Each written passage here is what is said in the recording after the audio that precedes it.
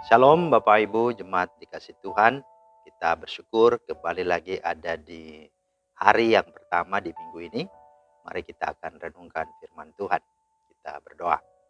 Bapa di sorga, kami bersyukur karena kami boleh lagi ada di hari ini. Setelah kami boleh Tuhan pimpin, sertai, dan lindungi dari semalam yang sudah kami lewati.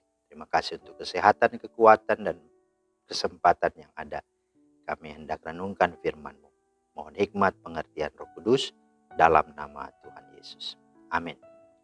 Bapak Ibu, firman Tuhan kita terambil dari Yunus pasal 2 ayat 1 dan 2. Berdoalah Yunus kepada Tuhan Allahnya dari dalam perut ikan itu. Katanya, dalam kesusahanku aku berseru kepada Tuhan, dan Ia menjawab aku. Dari tengah-tengah dunia orang mati aku berteriak, dan Kau dengarkan suaraku. Itulah firman Tuhan yang menjadi dasar renungan kita pada hari ini. Tema kita adalah jangan sampai engkau ditelan. Jangan sampai engkau ditelan. Nah saudara, ya jika kita memperhatikan firman Tuhan ini ya tidak asing bagi kita. Kita sudah familiar mendengar kisah tentang Yunus yang ditelan oleh ikan besar. Namun tahukah Bapak Ibu Saudara bahwa Nabi Yunus bukan hanya sekali ditelan, melainkan ya 3 kali. Mari kita perhatikan. Apa itu? Yang pertama, Yunus ditelan oleh prasangka dan kemarahannya. Terhadap apa? Terhadap orang-orang Niniwe yang dia prasangka, dia sungguh-sungguh pandang sebagai orang-orang yang sangat jahat. Kemudian mereka adalah bangsa yang menyembah berhala, bukan bangsa yang takut Tuhan. Dalam Yunus 1 ayat 2. Namun Allah menghendaki Yunus untuk menyerukan, mewartakan, memberitakan firman Allah supaya orang-orang Niniwe bertobat. Tetapi Yunus tidak mau.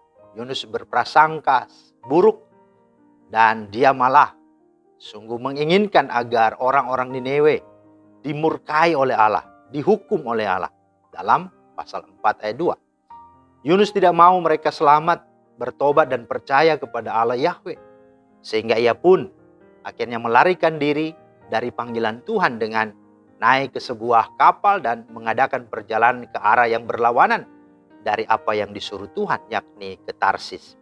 Pasal 1 ayat 3. Yang kedua, Yunus ditelan oleh sistem dan kepercayaan dunia ini. Badai besar menghantam kapal yang ditumpanginya sehingga para pelaut yang percaya tahayul, yang percaya mitologi, ya, membuang undi untuk mengetahui siapa yang bersalah. Dan Yunuslah yang kena undi dalam ayat 7. Ya, itulah yang terjadi. Seolah-olah memang ya benar. Yunus pun akhirnya berkata, campakkanlah aku ke dalam laut. Ayat 12. Saat lautan yang bergelora itu menelannya, ia tenggelam dan dipastikan akan mati. Nah saudara, ini yang terjadi dalam kehidupan Yunus. Nah hal yang ketiga, Yunus ditelan oleh seekor ikan besar yang telah Allah persiapkan untuk menyelamatkannya. Dalam ayat 17. Selama berada dalam perut ikan 3 hari lamanya, Yunus mengakui dosanya dan berjanji untuk menaati Allah. Itulah yang dikatakan dalam ayat 1 tadi dan juga dalam ayatnya yang kedua. Setelah dilepaskan dari perut ikan, Yunus menanti perintah Allah dan menyerukan penghakiman atas Niniwe sehingga semua orang di sana bertobat. Pasal 3 ayat 1-5. Nah saudara, ketika menjadi orang percaya, diselamatkan Tuhan dari dosa dan dipanggil Tuhan, dilibatkan Tuhan untuk melayani.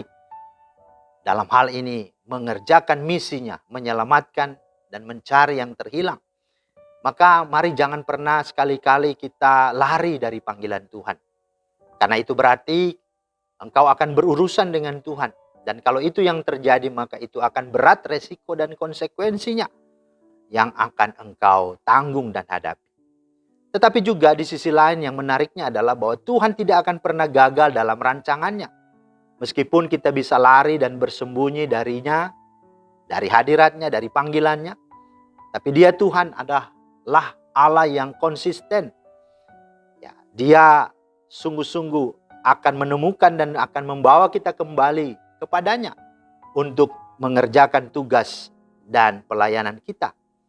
Akan tetapi semua itu kita harus akan alami dan lalui dengan proses yang cukup juga berat, dengan segala ancaman, dengan segala bahaya, dan segala kesesakan.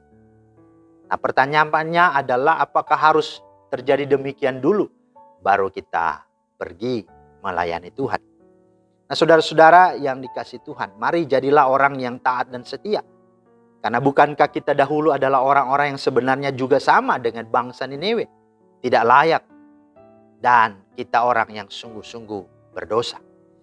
Tetapi juga bukankah juga yang berhak dan yang sungguh-sungguh berotoritas untuk bisa mentobatkan orang, menyelamatkan setiap orang, bukankah itu adalah Tuhan, bukan kita?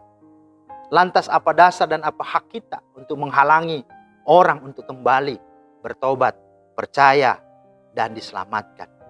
Karena itu mari jangan menjadi seperti kisah Yunus ini, tetapi juga jangan juga menjadi seperti kisah anak yang hilang, yang sungguh-sungguh dilakoni oleh anak sulung, di mana ketika adiknya kembali, bukan dia senang, bukan dia gembira, tapi malah dia marah dan dia menolak kehadiran adiknya.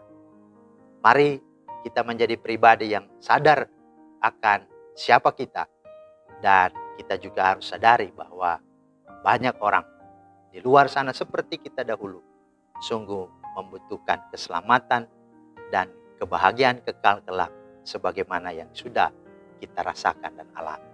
Tuhan kiranya meneguhkan dan terus memberkati kita dalam semangat untuk mengasihi dan melayani Tuhan. Amin. Terima kasih Tuhan atas firman-Mu.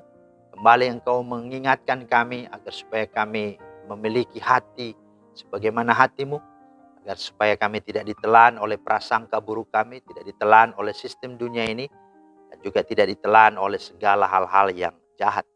Tapi melainkan oleh anugerah Tuhan Engkau kembali membawa kami untuk boleh menaati panggilan Tuhan. Dalam nama Yesus kami berdoa. Amin. Demikianlah firman Tuhan hari ini, kiranya menjadi berkat. Selamat beraktivitas, Tuhan Yesus memberkati. Shalom.